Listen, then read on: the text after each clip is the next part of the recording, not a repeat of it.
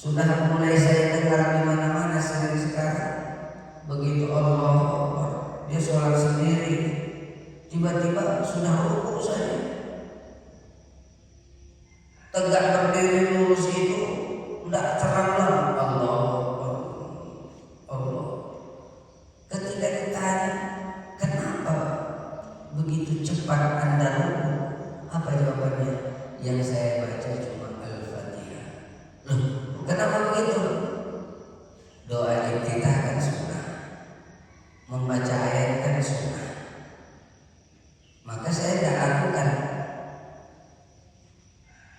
Saya tanya, apakah sempurna Fatihah saudara? Kalau tidak sempurna Fatihahnya, bagaimana nanti mau menambal kekosongan ini?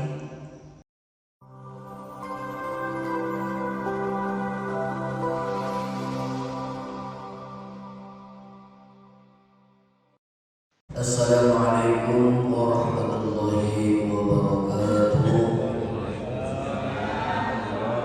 Alhamdulillah, nahmaduhu wa nasta'inuhu wa nastaghfiruh wa na'udzu billahi min shururi anfusina wa min sayyiati a'malina.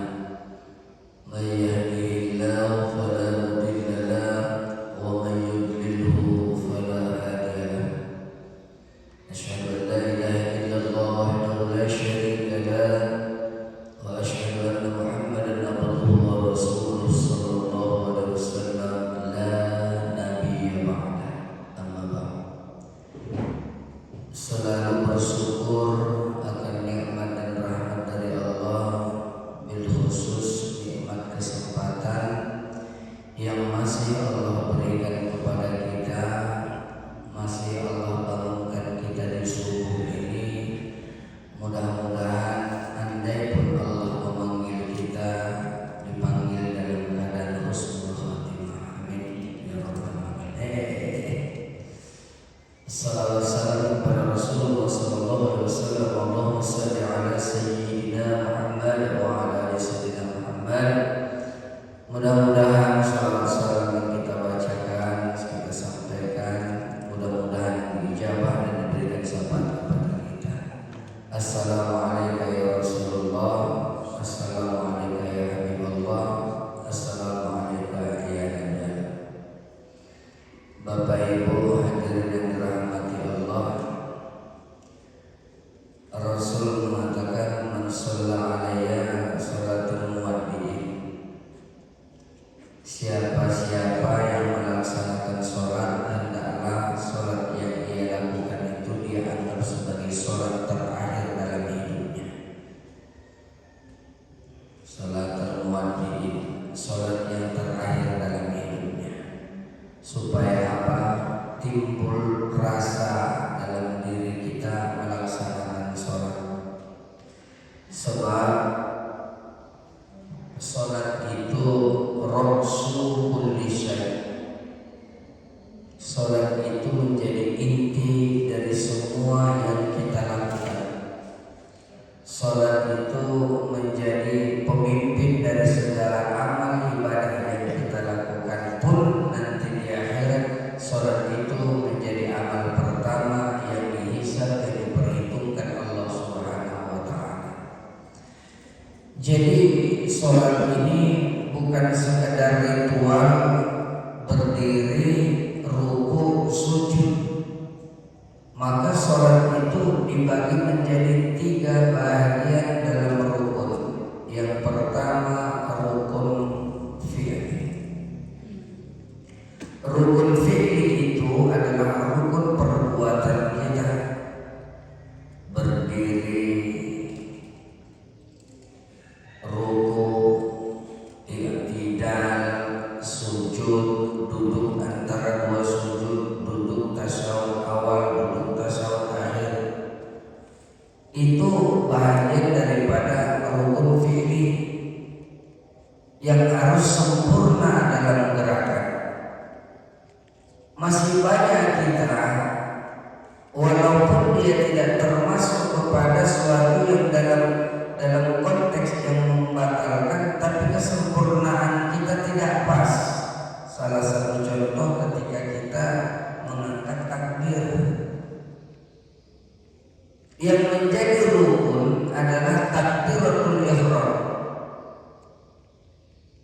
Allah. Tangan itu bukan tuntutan untuk mengangkat, tetapi disinilah letak kesempurnaan kita, bahwa dalam suatu yang rukun itu ada sunnah-sunnah yang harus kita lakukan, sehingga berpadulah antara yang wajib dengan yang sunnah. Maka sholat itu adalah gabungan beberapa yang wajib yang berpadu dengan beberapa yang sunnah. Maka ketika kita tegak berdiri lurus, itu adalah rukun pertama. Membaca takbiratul ihram, mengangkat tangan ini sunnahnya. Maka harus bersempena dia, bersamaan dia antara bacaan takbiratul ihram dengan mengangkat tangan. Allahu Akbar. Melipat tangan, meletakkan itu di atas pusat di bawah dada dalam mazhab Syafi'i itu sunnah. Maka tidak dituntut seseorang ketika melaksanakan sholat itu meletakkan tangan di sini. Makanya kalau kita memperhatikan, ada yang meletakkan di sini, ada yang meletakkan di sini, ada yang meletakkan di sini, bahkan ada yang meletakkan di sini. Karena ini bukan termasuk rukun daripada sholat, tetapi sunnah. Maka kalau kita melihat bahasa hamba dia meletakkan Allah, dia letakkan di sini. Maka kita tidak sembarangan asal meletakkan Allah. Dituntut kesempurnaan. Maka itulah rukun fi'liyah, rukun perbuatan. Bagaimana dengan posisi ruku kita? Posisi ruku yang disampaikan oleh Nabi itu, apabila dia ruku, diletakkan air di atas punggungnya dalam satu wadah, tidak tumpah. Maka salat rukun yang disunnahkan itu, yang dituntut itu adalah sekira-kira tertarik tulang punggung kita, terasa sakit tulang punggung kita ketika kita ruku, dan kepala itu tidak menengadah di menghadap ke atas dan tidak pula terlalu tunduk. Maka condong pandangan itu ke tempat sujud kita. Maka ada orang terkadang ketika melaksanakan ruku, kepalanya mendongak seperti ini.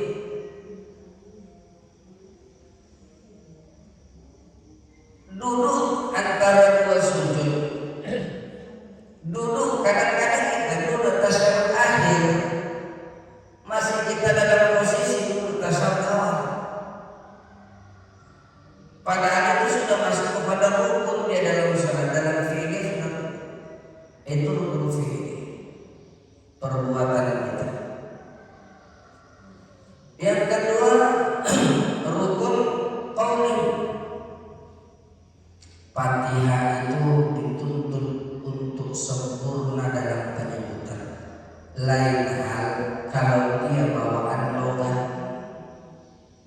lain hal kalau dia bawaan lidah, tidak fasih mengucapkan huruf dikarenakan tuntutan lidah, atau tidak fasih menyebutkan huruf karena tuntutan dialek logat ucapan. Contoh, ada orang yang kadang-kadang menyebutkan syah tidak bisa, ada yang menyebutkan so tidak bisa karena dialeknya, za tidak bisa, tetap saja kerja. Tapi kita paham dalam hati kita yang kita ucapkan itu memang huruf hijaiyah, maka sah. Yang tidak boleh itu dia tidak tahu huruf yang diucapkan. Ihdinas siratal mustaqim, ihdinas siratal pada huruf shad disifatkannya kepada huruf sin, merubah makna. Kalau sudah merubah makna, batal sholat kita. Makanya sholat itu dituntut pengetahuan melaksanakannya, bukan sekadar kita melihat tadi imam rukuk kita rukuk, imam sujud kita sujud, sementara kita tidak bisa memaknai sujud itu. Bagaimana letak mutawaddi ini yang mau kita persembahkan kepada Allah, salah besar kita.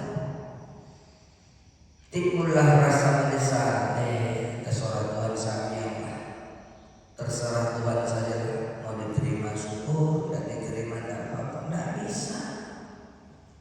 Karena kita dituntut untuk mempelajari sholat itu. Makanya awal mula ibadah itu ilmu tuntutannya.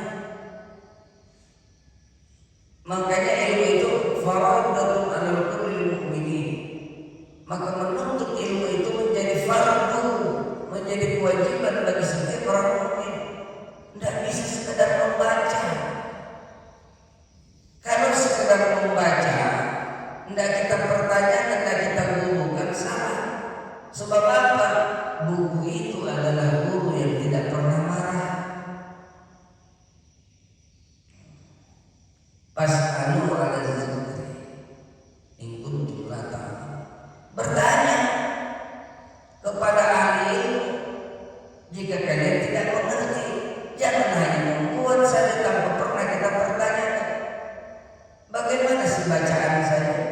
Bukan dituntut merdu. Yang dituntut itu fasih, bukan merdu. Maka nada itu tidak termasuk dia dalam rukun dalam bacaan. Qiraah itu ada 7. Cara menyebutkan bacaan Al-Quran itu ada 7 dialek. Maka kadang-kadang kalau kita mendengarkan bacaan-bacaan Quran yang kita tidak tahu maknanya, tidak tahu qiraatnya, orang yang kita salahkan pada ilmu kita yang tidak sampai. Wadduha wadduhi wallaili idza saja wallaili idza saji. Kalaulah ada imam di sini dia baca wadduhi, heboh kita. Jamin heboh. Laka minal ule, harusnya laka minal ula kita. Dalam keriwayatan laka minal ule. Oh, pasti heboh. Heboh. Besok jangan undang ustaz itu lagi. Tidak, iya itu. Seolah kita yang paling pandai, padahal kita yang tidak paham. Ada juga kadang-kadang sudah mulai saya dengar di mana-mana sekarang. Begitu Allah Akbar, dia sholat sendiri, tiba-tiba sudah rukuk saja. Tegak berdiri lurus itu tidak terang Allah. Ketika ditanya, kenapa begitu cepat Anda rukuk? Apa jawabannya? Yang saya baca cuma Al-Fatihah. Loh, kenapa begitu? Doa iftitah kan sunnah, membaca ayat kan sunnah. Maka saya tidak lakukan. Saya tanya, apakah sempurna Fatihah saudara? Kalau tidak sempurna Fatihahnya, bagaimana nanti mau menambal kekosongan ini? Ya, melipat tangan itu sunnah. Ya, membaca iftitah itu sunnah. Ya, membaca ayat itu sunnah. Membaca Subhana Rabbiyal Azim itu sunnah. Tapi apakah terjamin wajib kita? Kalau tidak terjamin, yang sunnah inilah yang menolong. Yang sunnah inilah yang menolong. Maka dalam mendirikan sholat tadi, kenapa kita harus barengi dengan rawatib qabliyah dan ba'diyah? Karena kita tidak yakin yang wajib yang kita lakukan ini sempurna. Maka qabliyah dan ba'diyah itu menjadi penutup dia untuk menyempurnakan kekurangan yang kita lakukan dalam sholat tadi.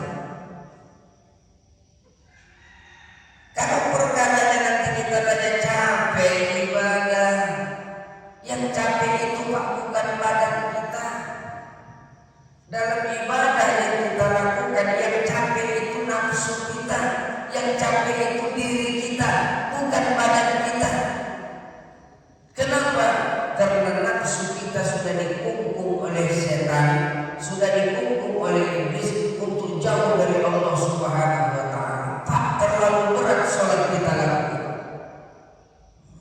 wa kabiratun illa 'alal khashiyin. Salat itu sangat berat dilakukan kecuali orang-orang yang khusyuk. Siapa mereka? Orang yang tenang. Siapa yang tenang itu? Yang mengerti syarat rukunnya. Saya yakin ibu-ibu masak gulai pasti lebih tenang daripada kami bapak-bapak. Kenapa demikian? Karena ibu tahu ilmunya. Kami mana tahu. Kalau kue gulai, apa bawang dulu dipotong, apa daun ubinya dulu dimasukkan ke kuali, baru masukkan cabenya, baru masukkan santannya. Kami tidak tahu. Pasti lebih tenang ibu-ibu. Kalau bapak-bapak suruh bikin gulai, pasti heboh.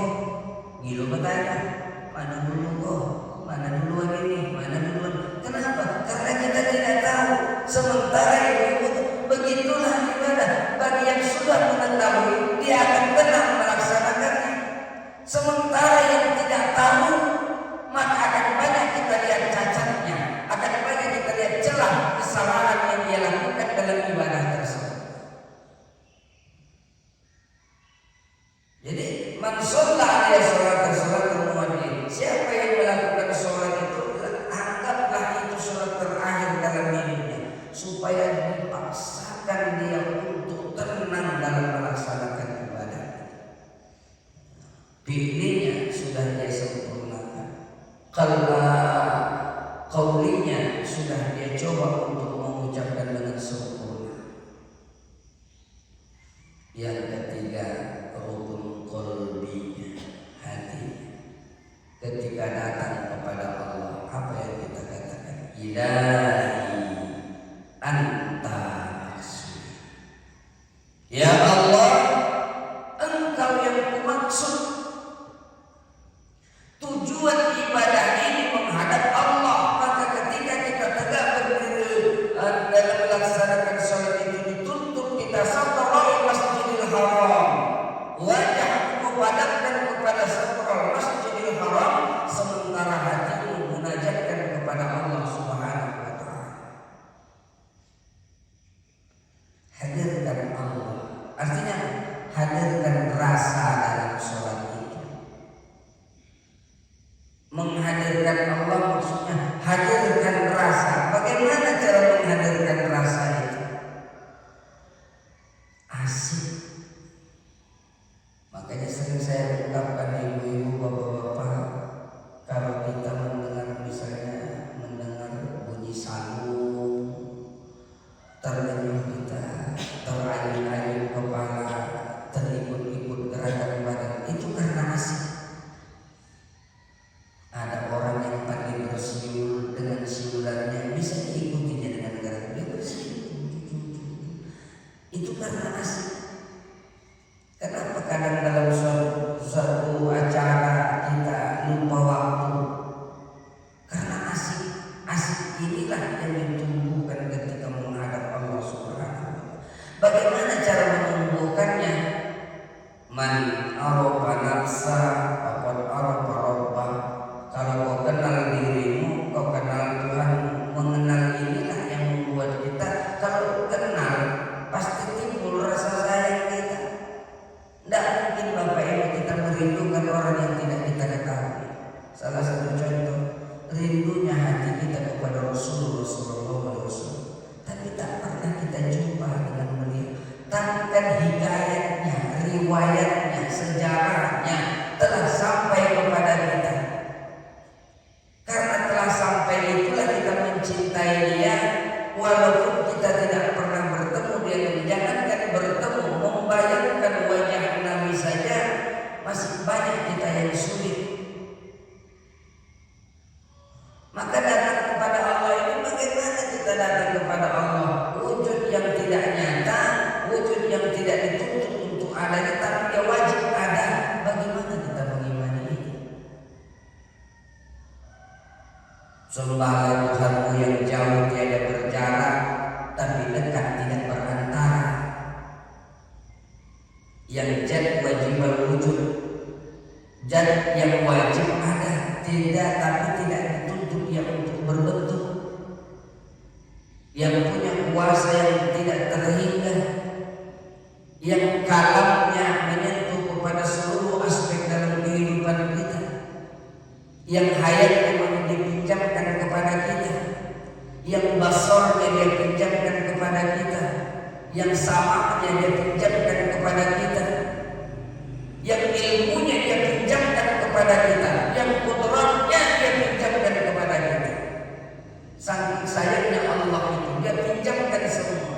Namun lambat laun apa yang ada dalam diri kita yang dipinjamkan dari satu persatu diambil. Maka di sini timbullah kesadaran kita.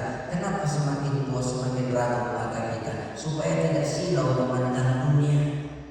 Kenapa semakin hari semakin berat kita untuk melangkah, supaya jangan jauh-jauh lagi berjalan. Banyakkan kita duduk munajat kepada Allah Subhanahu wa Ta'ala. Coba kita bayangkan sekarang Bapak Ibu, di usia kita yang sekarang ini sudah berapa kilometer tanah Allah ini kita jelajahi?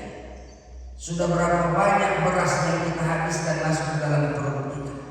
Sudah berapa merek makanan yang masuk ke dalam tubuh kita? Belumkah timbul rasa jenuh dan bosan kita menikmati dunia, sehingga sampai sekarang di usia-usia tua masih malas kita untuk melaksanakan sholat?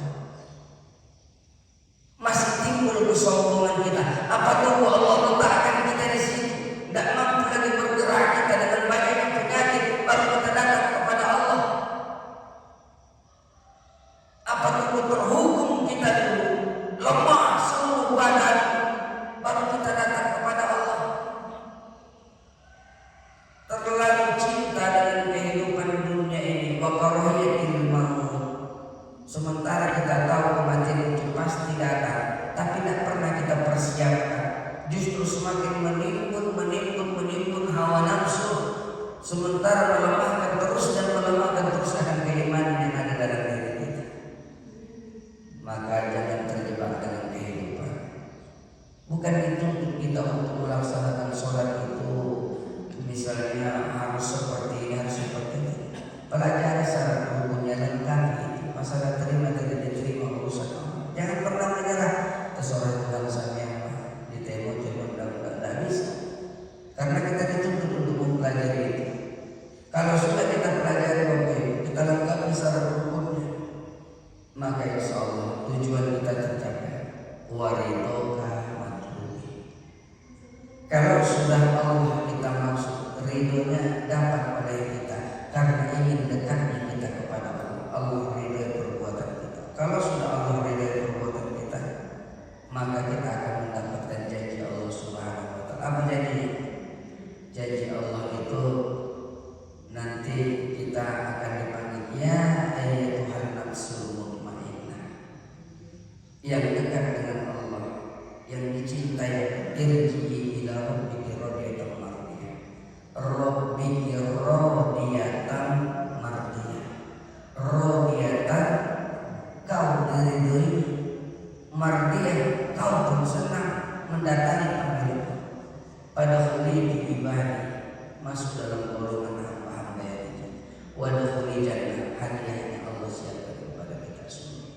Mudah-mudahan kita semua di akhir-akhir usia kita ini mendapatkan rahmat dan petunjuk Allah Subhanahu wa Ta'ala, tetap istiqomah dalam melaksanakan ibadah. Amin ya rabbal alamin. Ini saja yang saya sampaikan, lebih kurang maaf. Wallahu muwaffiq ila aqwamit thoriq, ihdinas siratal mustaqim. Assalamualaikum warahmatullahi wabarakatuh.